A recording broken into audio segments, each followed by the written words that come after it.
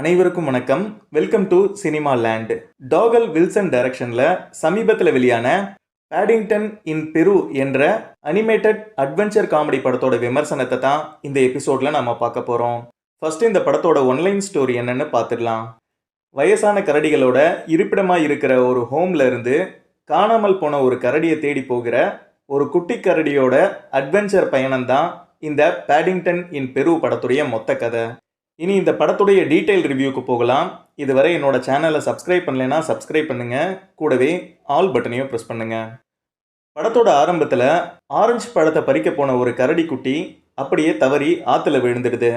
விழுந்த அந்த குட்டி கரடியை ஒரு பெரிய கரடி காப்பாற்றி ஒரு நகரத்தில் கொண்டு போய் விடுது. பெரிய நகரத்தில் ஆதரவில்லாமல் நிற்கிற அந்த குட்டி கரடியை ப்ரௌன் ஃபேமிலி தத்தெடுத்து வளர்க்குறாங்க. இந்த குட்டி கரடி தான் நம்ம படத்தோட ஹீரோ பேடிங்டன். பல வருஷங்கள் கடந்து போகுது. பேடிங்டனுக்கு இப்போ பிரிட்டன் சிட்டிசன்ஷிப்பும் கிடைக்குது. இந்த நிலையில் நம்ம பேடிங்டனுக்கு ஒரு லெட்டர் வருது. சின்ன வயசில் பேடிங்டனை காப்பாற்றிய ஆண்ட் லூசி என்ற வயதான கரடி வாழ்ந்து வருகிற ஹோம்ல இருந்து தான் அந்த லெட்டர் வந்திருக்கு. இந்த மாதிரி பேடிங்டனை ரொம்ப மிஸ் பண்ணுவதாகவும் சில நேரங்களில் ஆண்ட் லூசி நடந்து கொள்வது வித்தியாசமாக இருப்பதாகவும் அந்த ஹோமோட மதர் அந்த லெட்டரில் எழுதியிருக்காங்க. இதை பார்த்த உடனே பேடிங்டனும் அவனது ஃபேமிலியும் பெருவில் இருக்க ஆண்ட் லூசியை சந்திக்க கிளம்புறாங்க. அங்கே போன பிறகு தான் ஒரு விஷயம் தெரிய வருது. இவங்க வருவதுக்கு முன்னாடியே ஆண்ட் லூசி யார்கிட்டையும் சொல்லிக்காம எங்கேயோ கிளம்பி போயிட்டாங்கன்னு. ஆண்ட் லூசியோட ரூமில் ஏதாவது தகவல் கிடைக்குமான்னு தேடி பார்க்கும்போது ரூமி ராக் என்ற இடத்த ஆண்ட் லூசி மார்க் பண்ணி வச்சுருக்காங்க. ஒருவேளை ஆண்ட் லூசி ரூமி ராக்குக்கு தான் போயிருப்பாங்கன்னு நினச்சி பேடிங்டனும் அவனது ஃபேமிலியும் அமேசான் காட்டில் இருக்க அந்த இடத்துக்கு கிளம்புறாங்க. படகுல தான் ரூமி ராக் என்ற இடத்துக்கு போக முடியும் என்பதால் ஒரு படகை வாடகைக்கு எடுக்கிறாங்க. ஆரம்பத்தில் அங்கே போக முடியாதுன்னு சொல்கிற படகின் உரிமையாளரான ஜீனாவை பேடிங்டன் கன்வின்ஸ் பண்ணி சம்மதிக்க வைக்கிறான். இவர்களது பயணமும் தொடங்குது. ஒரு கட்டத்தில் ஆண்ட் லூசி தொலைஞ்சு போனதும் பேடிங்டன் பெருவுக்கு வந்ததும் ரூமி ராக்கிற்கு அவங்க போகிற பயணம் என எல்லாமே ஒருவரோட திட்டத்தின்படி தான் நடக்குதுன்னு தெரிய வருது. யாருடைய திட்டம் அது? காணாமல் போன ஆண்ட் லூசியை நம்ம பேடிங்டனால் கண்டுபிடிக்க முடிஞ்சுதா? ரூமி ராக்கில் மறைஞ்சிருக்க ரகசியம் என்ன என்ற பல கேள்விகளுக்கான விடை தான் இந்த படத்துடைய மீதி கதை.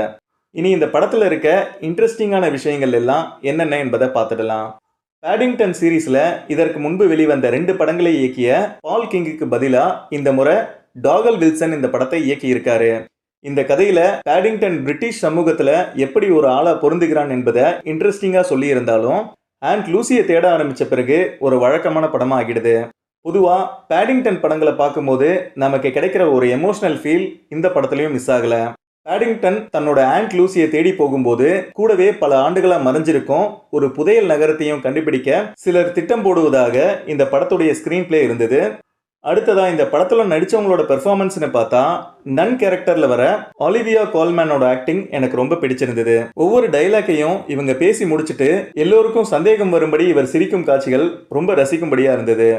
அடுத்ததா கப்பல் கேப்டனா வருகிற ஆண்டனியோ பேண்ட்ரஸ் உளவியல் பிரச்சனையில் இருக்க ஒரு நபரா சிறப்பா நடிச்சிருக்காரு.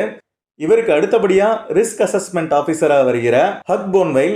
ஆரம்பத்துல எல்லாத்துக்கும் பயப்படுற இவரு தொலைஞ்சு போன கரடியை தேடி போகும்போது இவர் எதிர்கொள்கிற ஒவ்வொரு சவாலையும் சந்திச்சு கடைசியில முற்றிலும் வேறு ஒரு நபரா இவர் மாறுவது ரொம்ப நல்லா இருந்துச்சு.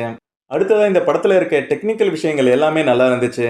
கப்பல் பயணம், அமேசான் காட்டுக்கு நடுவில் இருக்க ஒரு சீக்ரெட் நகரத்துக்கு போன பிறகு அங்க நடக்கிற சேசிங் சீன், கடைசியா படம் முடிஞ்ச பிறகு வருகிற கிரெடிட்ஸ் காட்சிகள், இதெல்லாம் இந்த படத்துல எனக்கு ரொம்ப பிடிச்சிருந்தது. தமிழ் டப்பிங்கில் இப்போதைக்கு இந்த படம் இல்லை. இதற்கு முன்பு வெளிவந்த 2 பேடிங்டன் படங்கள் அளவுக்கு இந்த படம் இல்லைனாலும் ஒரு நல்ல ஃபேமிலி படமாக அமைஞ்சிருக்கு. முக்கியமாக குழந்தைகளுக்கு இந்த படம் ரொம்ப பிடிக்கும். பார்த்து என்ஜாய் பண்ணுங்க.